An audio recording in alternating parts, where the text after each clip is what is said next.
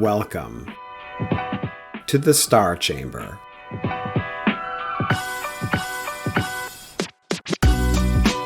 I'm Ryan Swayze, a retired Air Force Lieutenant Colonel and the founder and president of the Walk the Talk Foundation, a nonprofit that advocates for and advises currently serving and former military service members going through the arduous journey of administrative processes and investigations in our government.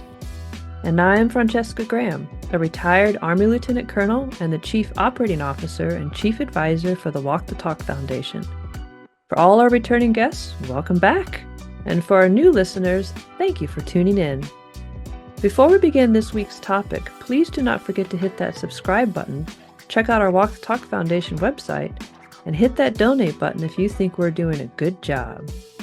Also, check out our newsletter, the DoD Times Redacted, on all the socials, including LinkedIn, X, Instagram, and Facebook. Links in the description. All right, Star Chamber listeners, let's get started.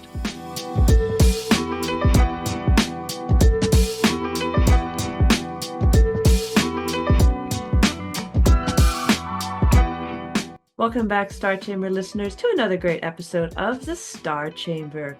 We are very lucky to have with us today a longtime follower of the Walk the Talk Foundation and also a very distinguished gentleman who has a long and distinguished career, not just in the military, but also in the private sector.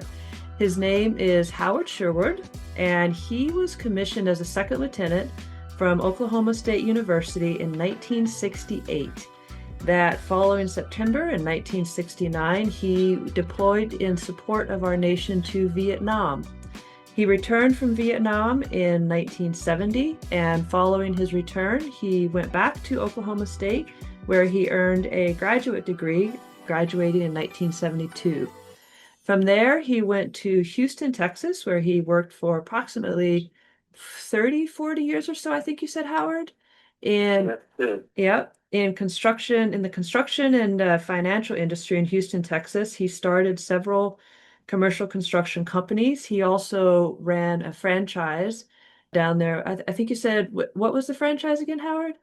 It was Popeye's Chicken. That was it. I couldn't remember. Out of Middle Louisiana. Yeah, I couldn't. Love that chicken. Yeah, I couldn't Sponsorship. remember. Yeah, It's another scam. yeah.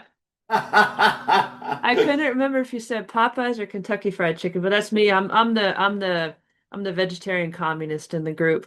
So not that vegetarians are communists, but okay. So, and then he worked there at Houston, Texas, doing those rather significant, burning the candle at 3 or 4 different ends, as he said. And he also took the time to co-found Texas Fathers for Equal Rights to ensure that, or to fight for the rights of fathers who are being denied access to their children following a divorce. He then moved to work at an international and regional construction firms, and part of his work there was to help at Barksdale Air Force Base, managing a $200 or so million contract. And as you'll hear, I just wanted to kind of mention this specifically because Howard, or Buck as he's known, Buck is no stranger to identifying wrongs and fighting for what's right. So that's exactly what he did when he was helping to managing that contract at Barksdale Air Force Base. He noticed that there was a significant amount of money that was, I don't want to say unaccounted for per se, but we'll just say there were issues with the money. He identified those issues. And the next day, or within a couple of days after identifying those issues, he was removed from the contract. He was removed off a base, and he was asked to leave the command.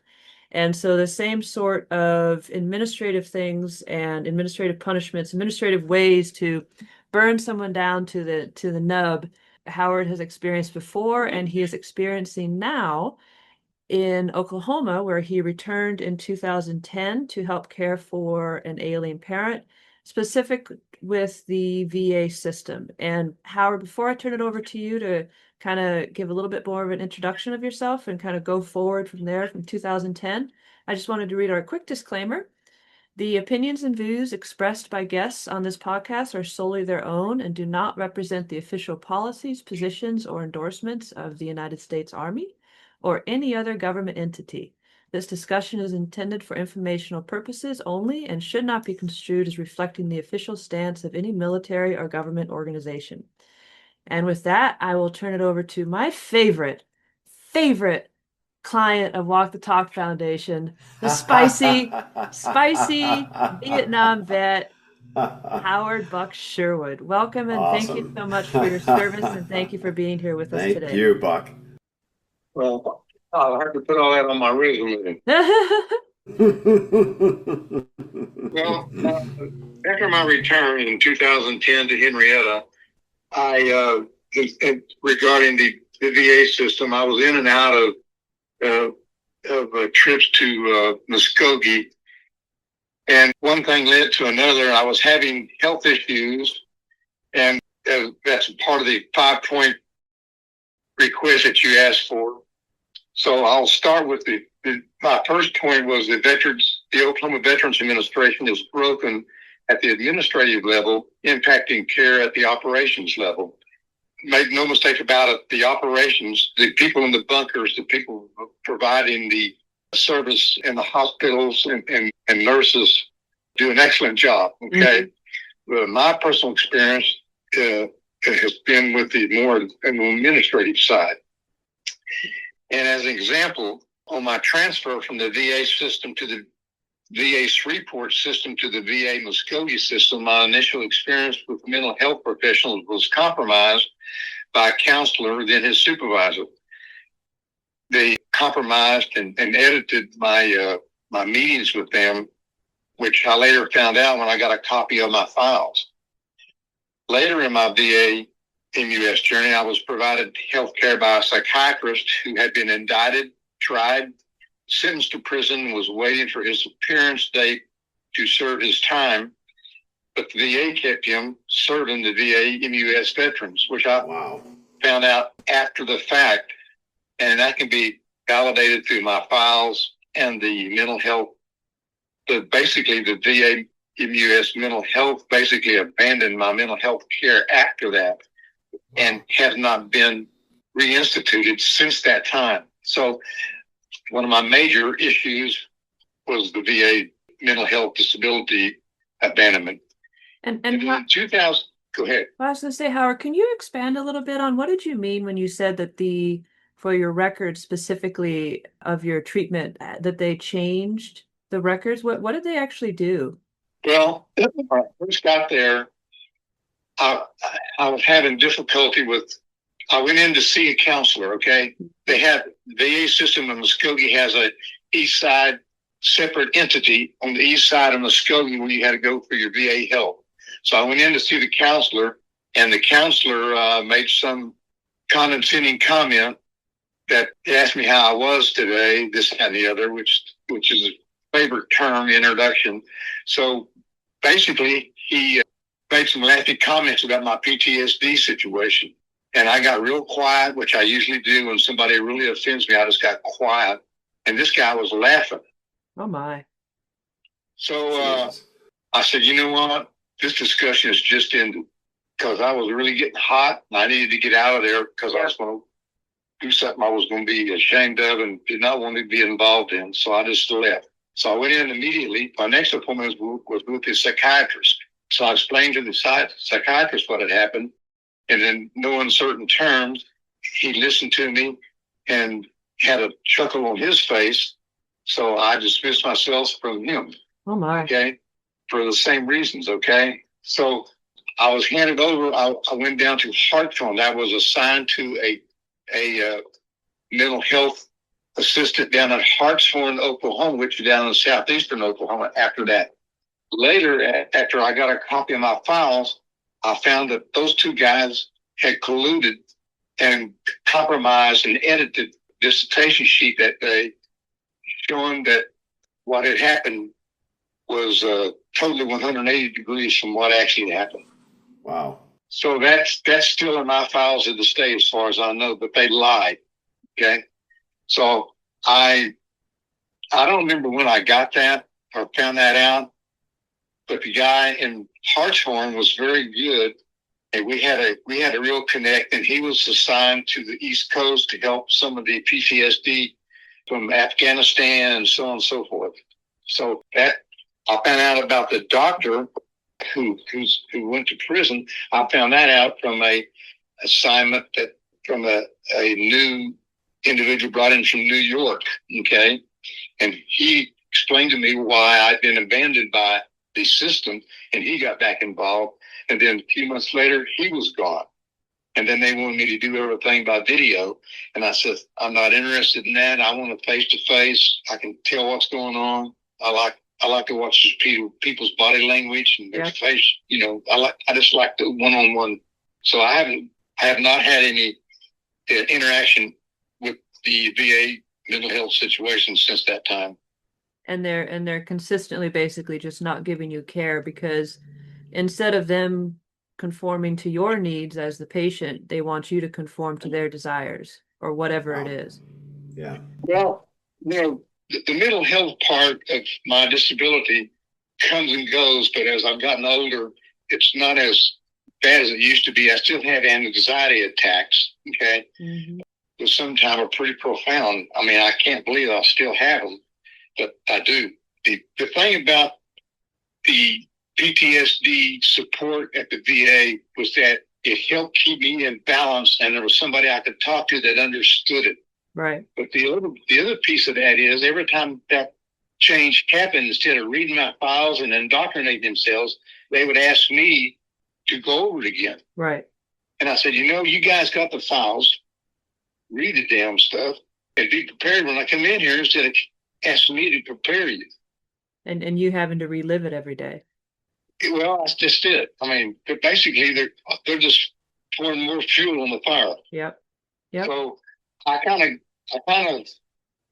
of didn't push for too much help there because I had other issues going on, which was the next point on my bullet point that the VA broken system is the 2015 near-death issue.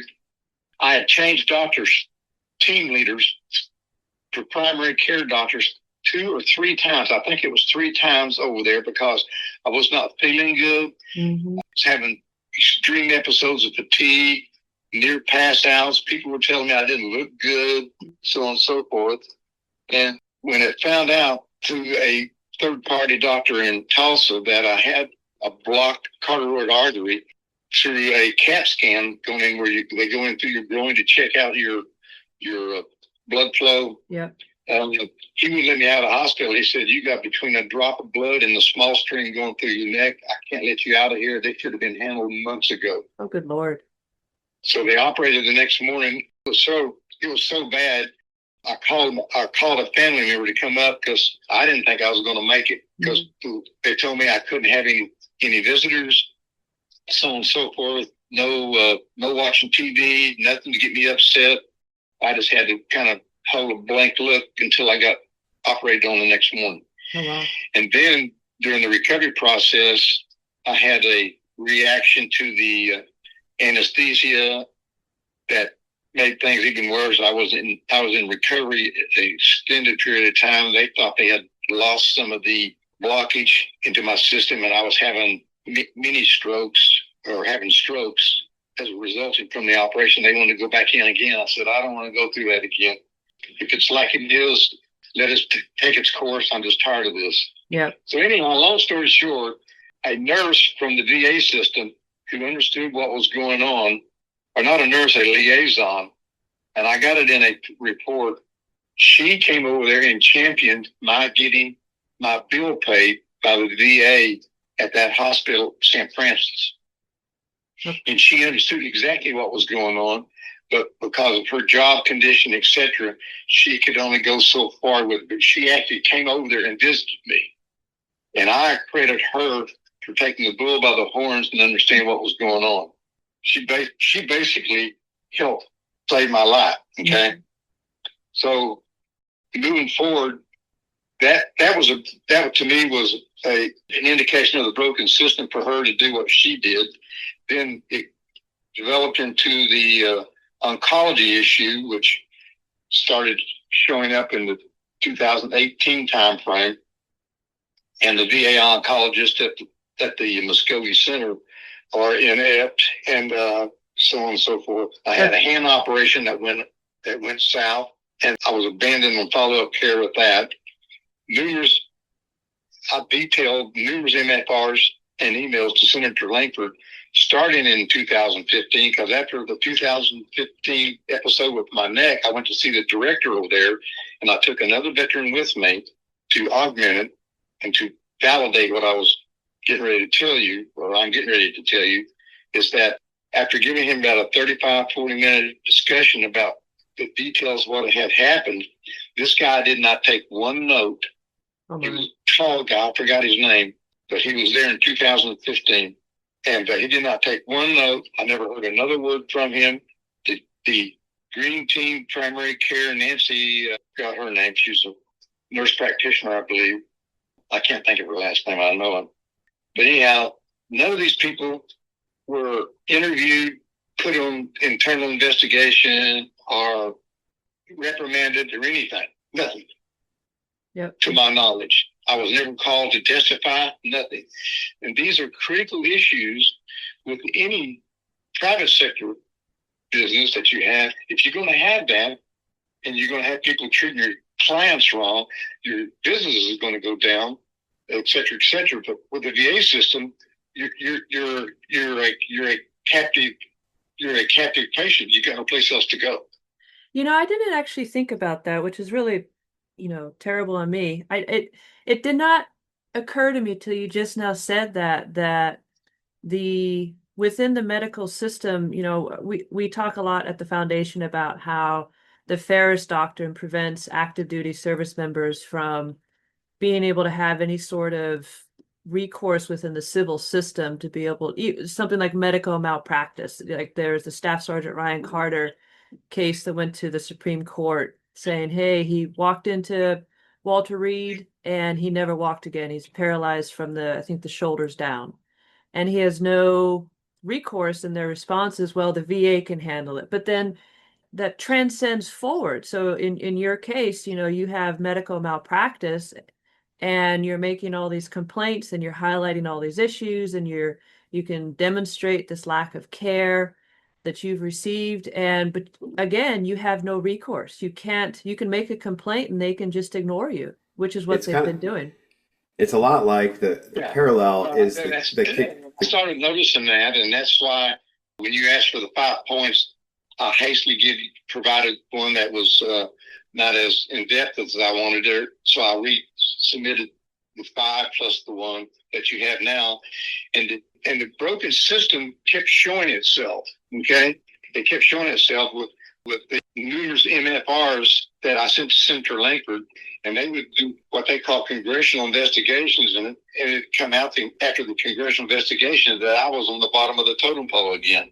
So I started getting irritated about that, and then that developed into the travel reimbursement expense debacle, which was with the VA Muskogee Director Brian Jones, which is just another indication of a broken system. And it's self-made, because this guy is physically incapable of managing. I mean, he walks around in a limp and has to get rest all the time because his back is such pain to him. He just can't function. So, and then, I got to throw this in.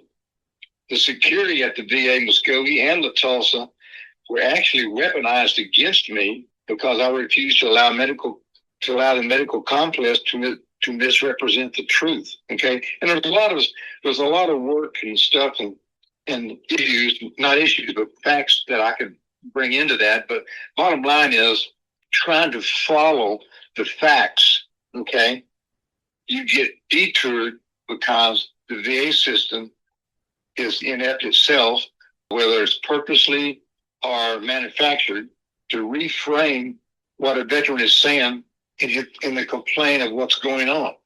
And that showed up with my trying to get down to when it was determined that I had acute myeloid leukemia, which is a very aggressive issue.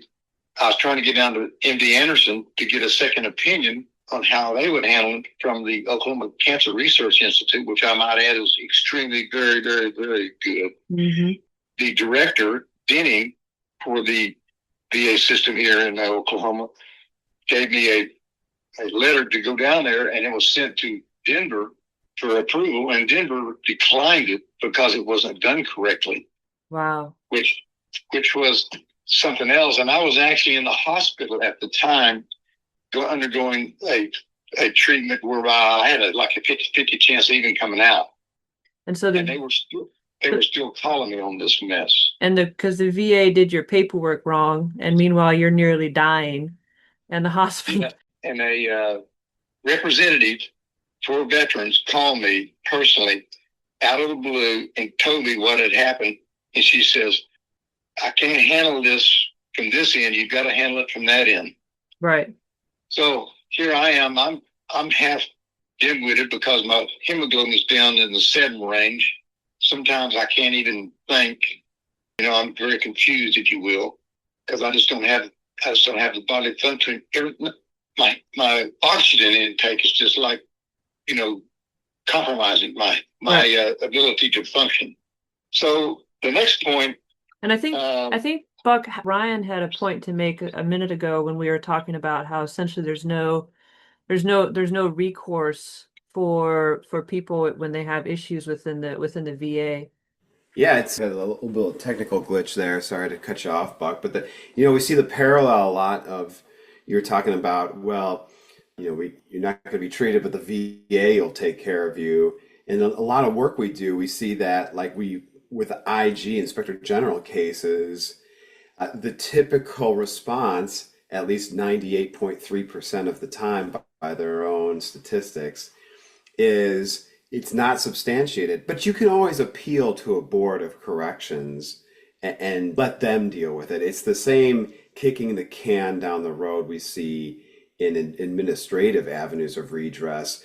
And it's a lie, or at best a half-truth, because the chance of success in that follow-on avenue of redress is just as abhorrently low as the first one, and everybody knows it, but it's like, I'm just going to get the monkey off my back and let some stooge down the road deal with it. Right.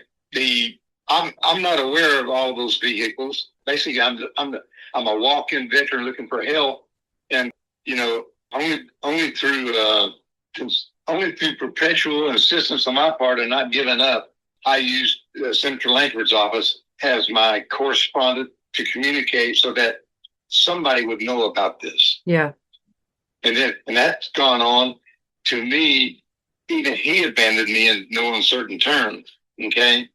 But I still communicate with Maggie. I send them stuff like I sent the information. But when I learned about Walk the Talk, it was like divine intervention because nobody was carrying the banner and to get things done that knew the ins and outs and was passionate about what they were doing.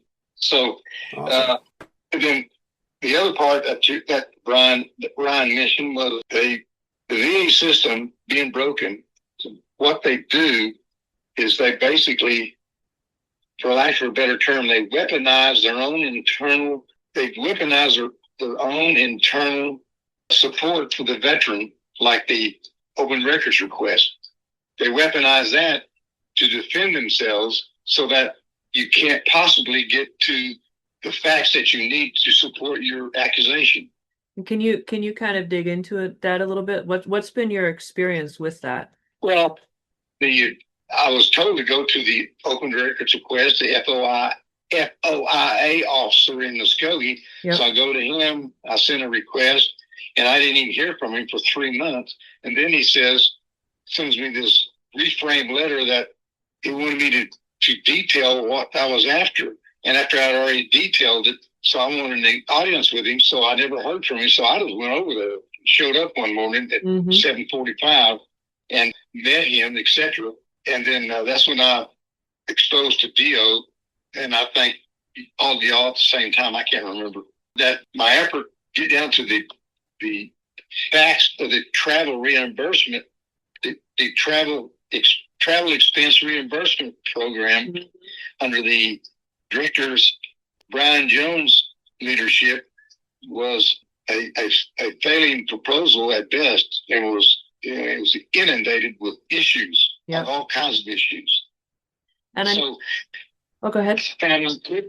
This guy, after I went over to see him, and I forgot his name, the director, he's been there for many, many years, and to me, his office needs to be investigated because he's not performing what my experience has been with open records requests, because I have submitted close to 50 open records requests regarding acidic issues here in my hometown on stuff that has basically opened up various corruption issues, okay, and exposed them. So my point is, part of the broken systems, the veterans care, is my discovery identifies that there is not a central hub that is an information for the veterans.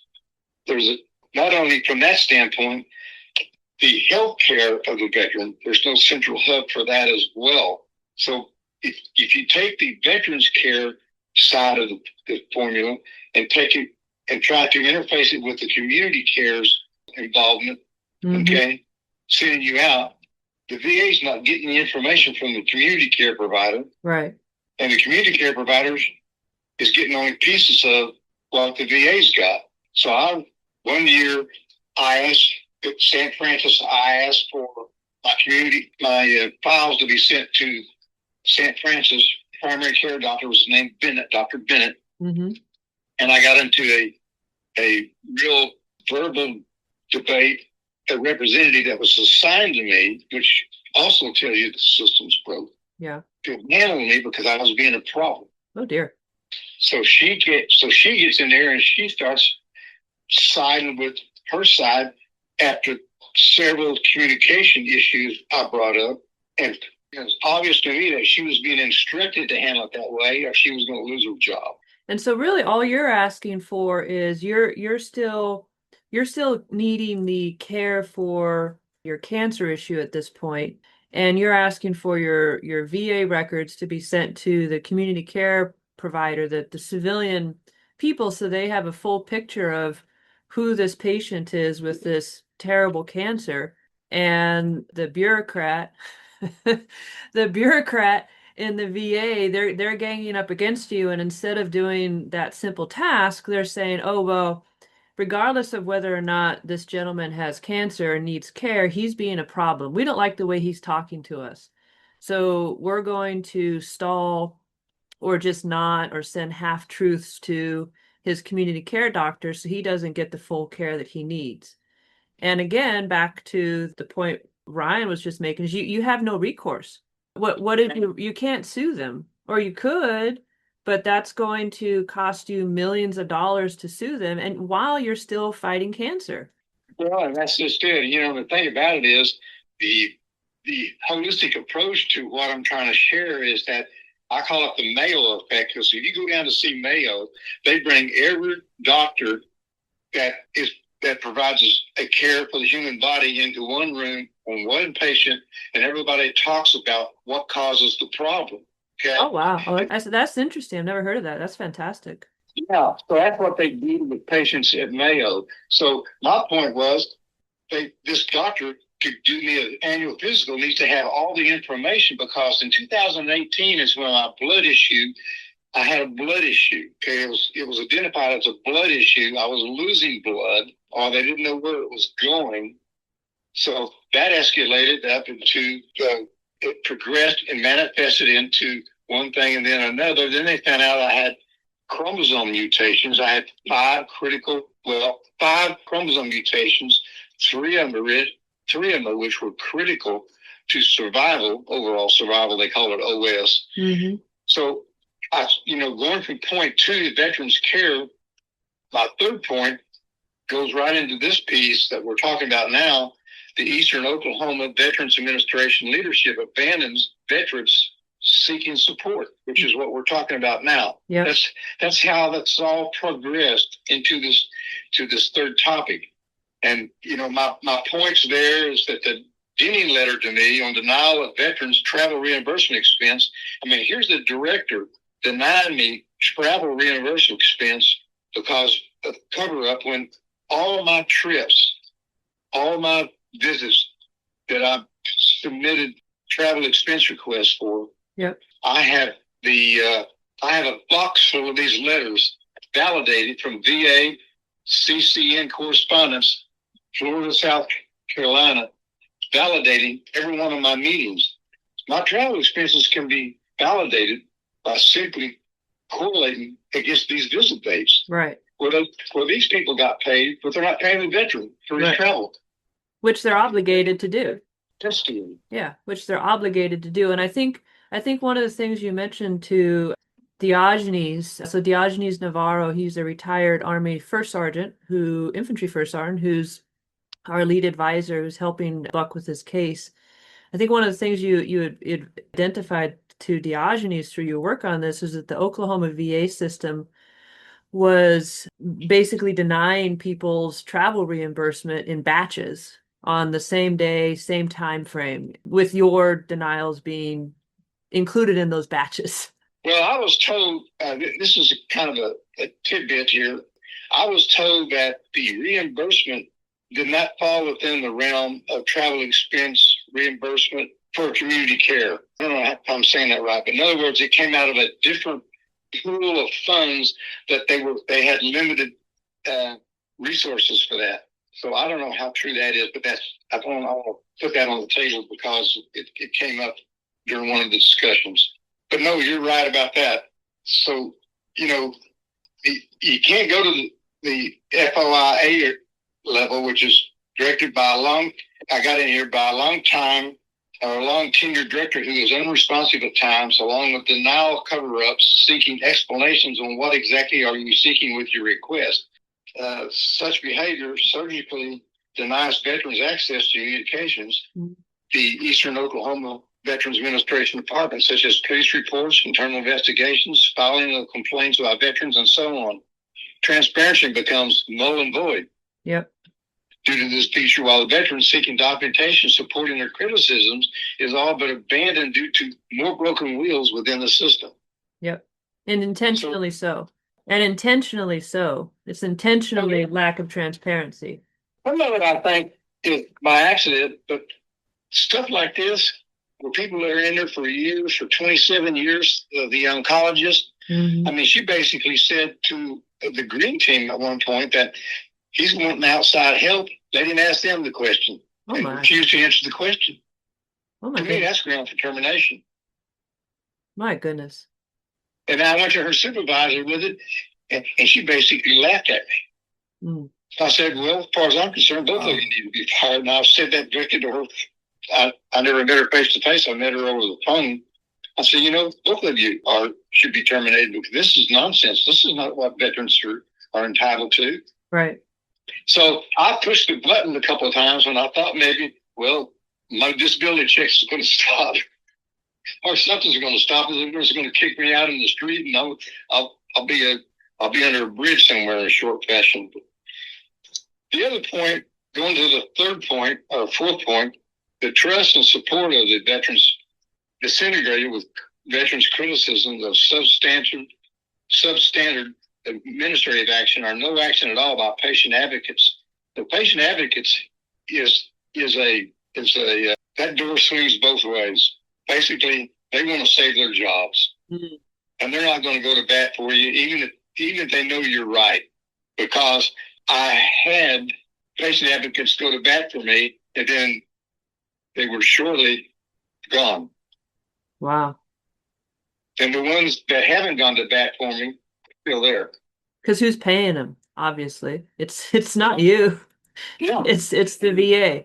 So who? There's the conflict of interest. Anyhow, it's one patient advocate. I got to share this piece with you. The VA tells a patient advocate literally has security follow me through the building while peeking around the corner of offices to watch my response. Now, this happened during the time when I was trying to get a handle on my getting to MD Anderson in Houston, okay? This was a time when I first learned that I had AML, so I was extremely weak, disoriented, and struggling to keep things together. I felt as if I was being monitored to be arrested in an environment that was allegedly there to support and provide care to me. the referenced patient advocate that conspired in the fall of 23 to block information from a patient representative in Denver, which I mentioned earlier, who called me personally to let me know that a request I made to be sent to MD Anderson in Houston was denied by the Denver because VA Tulsa did not prepare the request properly. In addition, the female patient advocate that was helping me was dismissed or left, and I was assigned another advocate who favored the organization's mission that did not include the veterans' care. Now, on the security thing, how many hospitals do you know, private sector, have securities roaming the halls to keep peace? Crazy. None. I would hope not. But they got an office at the VA Tulsa Center, glassed out, where they can see out and you can't see in.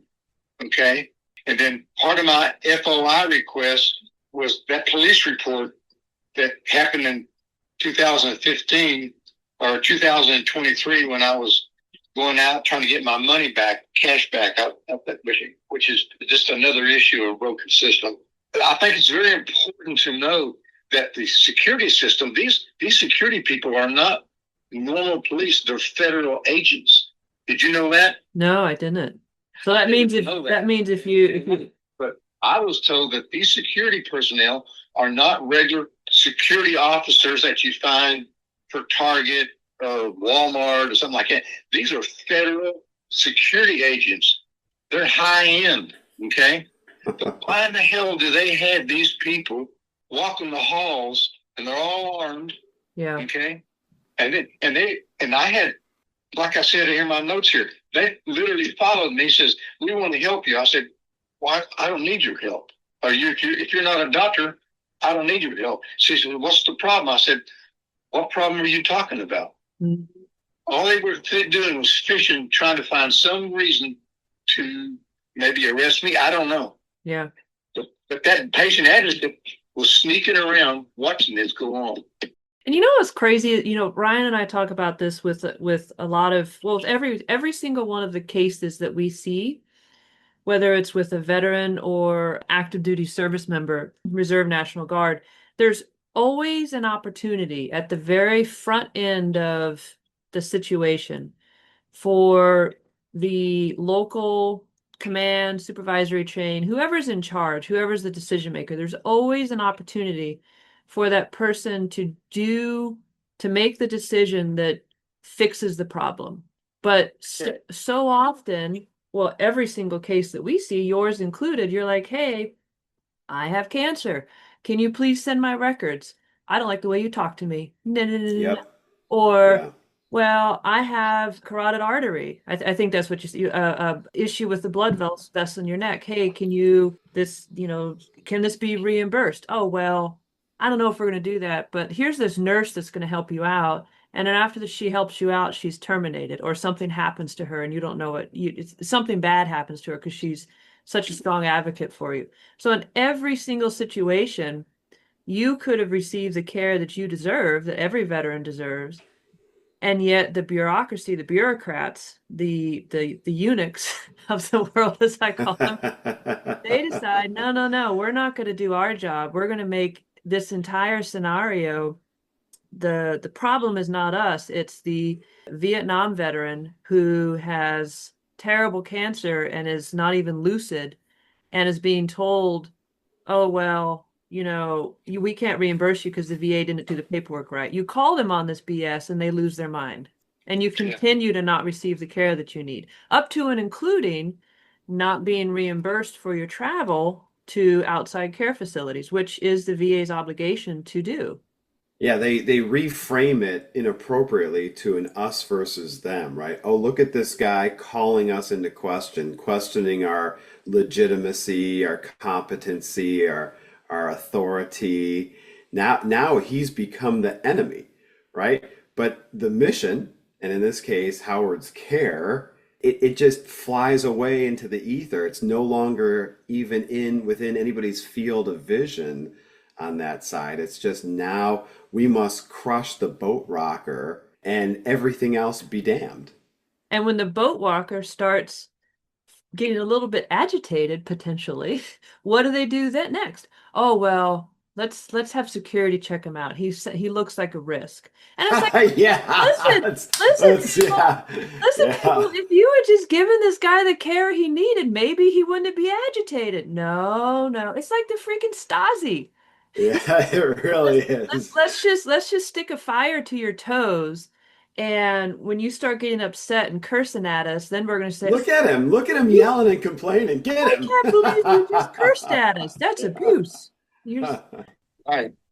You mind, I mentioned the doctor that was had been tried and sentenced to prison, a psychiatrist mm-hmm. that was handling me for PTSD. Yep. I went in to see him one day, and he asked me how I was doing. I said, well, I'm having some stomach pains just behind my navel in the midsection of my stomach, and I don't know what it is. It sounds like colitis. So I said, well, he said, I can issue you some colitis medicine. So he gave me some colitis medicine. This was way back when, okay? Well, that issue in my stomach would come and go, okay? Yep. So I lived with it for several years, and I had probably 20 episodes of what I'm getting ready to tell you. It would hurt so bad that I'd have to get out of my car one day while I was in Arkansas hauling some plants back to my berry farm. I had to pull off the Interstate 40 to a way station, Arkansas Highway Patrol way station that was being manned by a highway patrolman whose car was there. I went out and got under the tree, tried to, get my stomach to feeling better and so on and so forth, because I was sweating. My shirt was just inundated with sweat. Oh my. It was awful. So I did not know what was going on other than I had colitis. Mm-hmm. That's what he said I had. Yeah. He was giving me pills for it, and I was taking those pills, but it wasn't doing any good. Then an emergency happened here in 23, I believe it was, where I went to and had an attack, and I was going to be taken to the vet to St. Francis in Tulsa. I had a citizen, I called a citizen who was going to drive me up there because I was too incoherent, hurting too bad. Mm-hmm. We got a mile or so outside of town. I said, I can't make it. You're going to take me to Henrietta Hospital, which is another organization ran by Hillcrest in Tulsa, which is not as good, okay? So I went to them, and they gave me some, shot me up with some morphine to cut the pain, and did a CAT scan, and came back to me and said, look, you got a gallbladder that's about ready to burst. It's full of gallstone and sludge, and you need to be operated in the morning to get this thing out of there. Oh, my gosh. So I endured 20 episodes of this. And those attacks last anywhere from 30 minutes to an hour and a half. Oh my gosh. And I experienced 20 of those. And I to this day, I am unforgiving to that black guy for saying I had colitis, and took that without reporting it to my primary care doctor downstairs, the primary green team, and other doctors, so on and so forth, that could get a handle on this thing, what was going on, to know that I didn't have a colitis issue. I had another issue, and it almost burst. It was full of sludge, gallstones, etc. And so they did an operation, another emergency operation because of. So I had that's three emergency operations I've had because of VA incompetence by the private sector that saved my life, not the VA. Right. So that's a hard pill to swallow. Well, and then not only that, but I mean, I'm not a doctor. I don't necessarily understand the rules, but why is a psychiatrist or someone that's supposed to be helping your mental health diagnosing something that's wrong in your tummy and then giving you drugs for it? That just seems illegal. System, because the same thing showed up in the Oklahoma City office. And I'm going to throw this in for what it's worth. The Oklahoma Veterans Administration, for the state of Oklahoma, representation at the state level, is extremely inept. They don't even have anybody that's in charge of travel expense. Oh my! So if you go check their website, Veterans for Administration for Oklahoma Veterans, it'll show they do not have a veterans representative for travel expense. So anyhow, going to the five, the VA website. I don't know if you like my first sentence or not, but my comment regarding the VA website is nothing short of a disaster. Veterans deserve a campaign combat medal just for maneuvering this monster, living to tell the story. I like that. That might be the title of our episode right there. I love it. That's good. You know, you can do that, but the bottom line is there is no clear communications. If you go to the website and go into Messenger and you send a message to oncology, there's no way to CC the primary care doctor. There's no way. Yep. And you already know they're not looking. Permissions get from the oncologist, and I've mentioned this, mentioned it till I'm blue in the face, but nobody's done anything about it. So the website from a documentation side is, I don't even know how they run that thing. Okay, it's that bad. If you read my notes, it's very frustrating. Okay, if you're going to do that, there's got to be some way to communicate with the community care provider designation that you're authorized to go see to submit. And my OCSRI doctors, they submit everything to my primary care doctor Bennett, and they send it to the VA in Muskogee. But what happens after that is, I don't know. Yeah.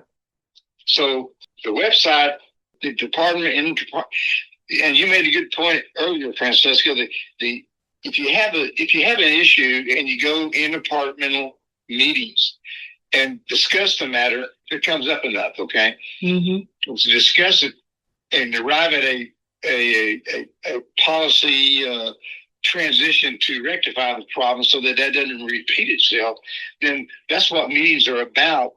But I don't see any indication that the VA, Eastern Oklahoma VA system, even holds such meetings at all, period. Yeah. And I don't see how they can operate without that. They got the board rooms and the space board. And another thing on the VA Eastern Oklahoma is the Muskogee and the Tulsa complexes are being ran by the same people 2 days and 3 days a week. Oh, interesting. Oh, so basically, no, I wasn't. So basically, the veteran can only get care on certain days, and God help them if they get sick on one of the days that the doctors aren't there. Oh, yeah, I've gone over to the VA Muskogee and gone in there and asked for this, that, and the other, and I wound up talking to an IT technician. Oh, my God. Well, seriously, I was in the boardroom with an IT technician, and he was the only one that said, well, this is what we're doing to help matters. I said, well, the fact that you're here today tells me that there's a bigger problem here. Wow. Yeah, I'd say so. Wow. No, it's ugly. It's ugly. So that's why I said, when this article came out that the VA had spent $45 million supporting union activities, and that they had reduced the union employees from 375,000 to 7,000, was a blatant testimony to what I've been experiencing and what empire building was about. And that's what it boils down to. They're empire building so that they can ensure their job is going to be kept, instead of somebody pulling the plug and say, we don't need all this BS. It's not working. It's not working. So how do you get this from 7,000 to 375,000? Yeah. I don't understand that. Yeah. And those, that extra 368,000, is my math right? That extra 368,000 people, you're still not getting the care you need. And the veterans are still not getting the care they need. And again, you're being made the problem, and security is coming after you. Well, I was told that director I went to see that time back in 2015, I was told that he had applied for a new assignment and that he could care less what was happening. And he was gone a few months later. I didn't know at the time, but he was gone a couple of months later. But he wasn't going to do anything to help anybody. He wanted out of there. He was on a different level. Yeah. He was on a different level. So I don't even know where they get these people. I mean, they certainly didn't have the passion of a care provider when they hired this guy. Yeah.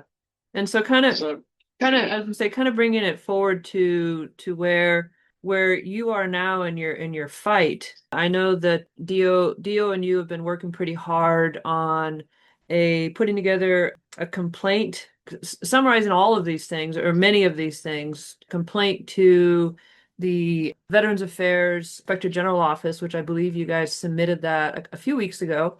And I know Dio is also still working on working on FOIA requests for you because yeah, each Nice. time he submits a FOIA request, he gets kind of similar to you. Well, what are you asking for? What do you mean you want?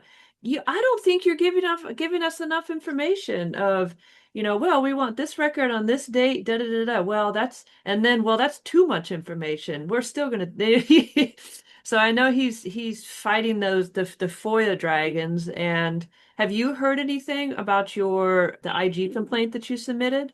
No, I have not. And I can tell you what, if Dio would take the time, well, he can't take the time. He's in Virginia, right? Yeah, he's in Virginia. Yep. Okay. I went to see this guy. Like I said, meeting somebody face to face tells you a lot. This guy is in no uncertain terms, he doesn't know what the hell he's doing. And he uses reframing the request to dilute the need for you to have the information. If you get my point. Yeah. He reframes it. He doesn't give you anything. He never plans to give you anything. So he gets you into a correspondence or communication futility. It's futile. Right. It's not going to go anywhere. Right. Yeah. Well, we'll see. We're still pushing on it. Howard. We drink hope for breakfast every morning. Yeah.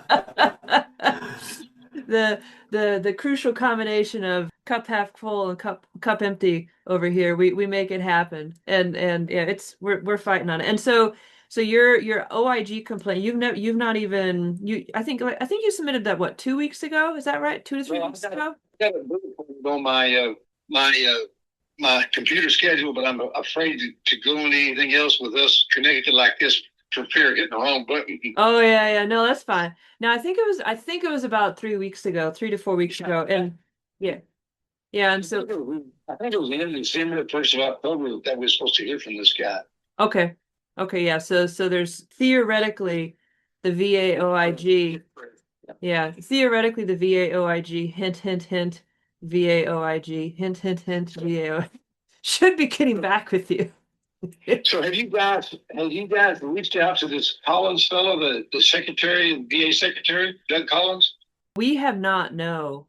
But I guarantee you he'd love to hear about some of this. I guarantee that I will most likely, and that's a 99.999 3,000% possibility, be tagging a certain VA OIG person that was also on one of our podcast episodes. And we had a really good interview with her, Dr. Julie Krovriak.